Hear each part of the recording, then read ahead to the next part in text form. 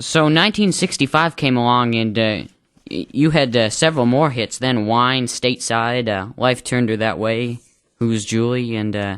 Yeah, I began to get my own hits along about that time.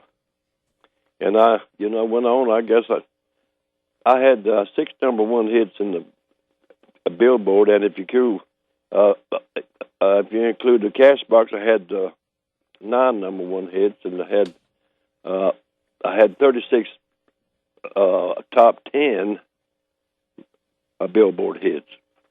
And some of those great hits included, of course, Coca-Cola Cowboy, which we'll hear a lot of these in a few minutes. Yes, Send Me Down to Tucson. Good Woman Blues. You're right. Midnight Me and the Blues, and... I got the horse, if you got the saddle. No, I love that one. That's such a great song. You perform a lot of those songs in your shows. Oh, yeah, I do. I do a lot of those songs, still do a lot of them. And actually, your band, the Statesiders, wasn't that named after your hit record, Stateside, from the 60s? Yes, it was. I wrote that thing on Okinawa. And how many members of your band do you have now? I've got 10. Impressive. Yeah, I still got them. Yeah, I wouldn't be without my band. But I think, that's one of the reasons that I've been around for so long, when I show up to do a show, I got a band, a good band. I used to come up there, New Hampshire, a whole lot, up there, Reed's Ferry. Oh, the Lone Star Ranch. Yeah, old Lone Star Ranch. Yeah, I guess I never was able to go there. I guess they tore it down about 15 years ago. Yeah, they tore it all down, all the big pine trees. It was just absolutely beautiful. And they tore it. I pushed them all over and built. I think they're building condos. Yeah, they did. That's true. I remember the old boy on it. His name was Tex something. Yeah, they had quite a few of the local legends, we call them, played there and had a house band there in the day. So Mel, I guess out of all the songs that you have written, is there one that you would call your favorite? I know that's probably a hard question to answer. No, that's an easy one for me to answer. I guess it'd be Ruby, Detroit City. Fabulous songs. But now, one that I didn't write that I like a lot is that New Patches. Oh yeah, that's I one really love New Patches. One of my favorite songs. I love your original version of that and the newer version that you recorded. What was that? A couple years ago now. A newer version of what? Of New Patches.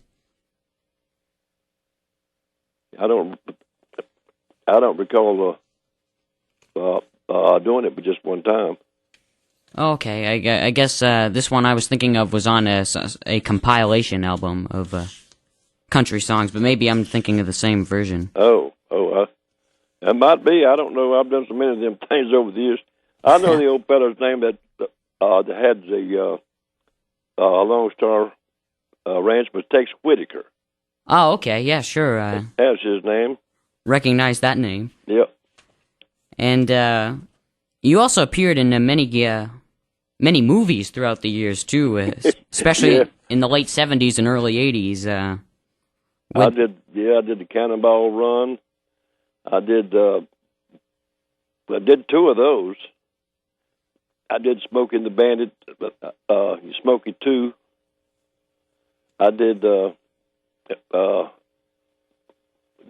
and the Dixie Dance King. The first one I did was a thing called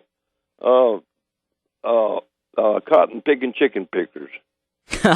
And I was in it, and Dale Reeves was in it, and Hugh X. Lewis. George Jones was supposed to be in it, but he didn't show up. No show Jones. That's the truth. Yeah, man. I remember I got to meet George one time a couple of years back at one of his shows, and I was so glad he shows up to his shows now, because that would have been a disappointment. He straightened up. But WW and the Dance Kings, and some of the other movies you appeared in were with some pretty big Hollywood characters. Burt Reynolds. Yeah, I did the I did the villain with Kirk Douglas, and Arnold Schwarzenegger, and Anne Margaret. And then we can't. And I just finished a couple of movies that I did. I did the Toby Keith movie called Beer for My Horses. Oh, okay. And then I did another one called A Palo Alto Gold. And it just picked to come out on DVDs. Okay, and you also appeared in, we can't forget Clint Eastwood's Every Which Way But Loose. Yeah, I was in there. Set in 1979. I did Coca-Cola Cowboy in that movie, and the Send Me Down to Tucson. And of course, you've also appeared on many very well-known and famous and popular television shows throughout the years. I did them all. 2020. I started out, I did first of all, I started out with a Porter Wagner. I did his show for about 6 months, and then I got a call to come out to L.A. and I was on the Glenn Campbell Good Time Hour. I did about 17 of those. Yeah, I was going to say you were on that show a lot. And from there, I went to Philadelphia for the Mike Douglas show, and I did over the years I did about 38, I think, of his shows, and then I did the Merv Griffin show, about 35 of his performances. I even hosted that show. Oh, wow. I did 28 Johnny Carson shows. I did the Tony Orlando show. I did the Dean Martin shows, a couple of his Christmas specials. David Letterman. Yeah, I did them all. And here may be another tough question. Maybe it's not, but out of all your television appearances, is there one that stands out the most for you?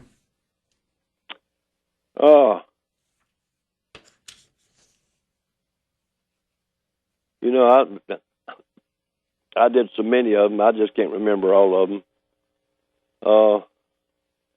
I guess the one that a television show that I enjoyed the most was with Dean Martin when I did his Christmas shows. Oh, okay, yeah, Dean and Martin. And I loved Tony Orlando. I loved his shows. And I think it was around 1981 that you recorded a duets album with Nancy Sinatra. Yeah, I did an album with her, as a matter of fact, and I think it was on Elektra, I think, on Warner Brothers, and it was out there. It didn't do too much, but I enjoyed it. Had a lot of fun. She's a nice person.